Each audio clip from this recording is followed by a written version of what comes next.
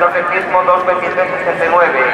Cuarta, Lucía Fernández Álvarez de Norte de Carreño 2:30:39. Quinta, Erika Álvarez Alonso, Picón Atletismo 2:31:39. Sexta, Yarina Martínez, Universidad de León 2:38:11. Séptima, Andrea Fernández, Llanera Atletismo 2:39:34. Octava, Erika Alonso Arias, Real Grupo Cultura Covadonga 2:40:25.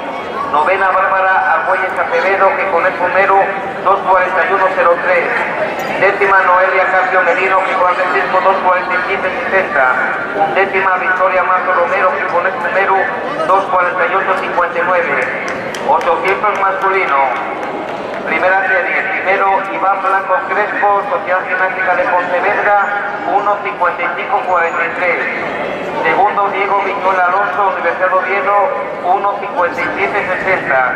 Tercero, Álvaro Gil Alonso, Club Atletismo Sedama, 1:50.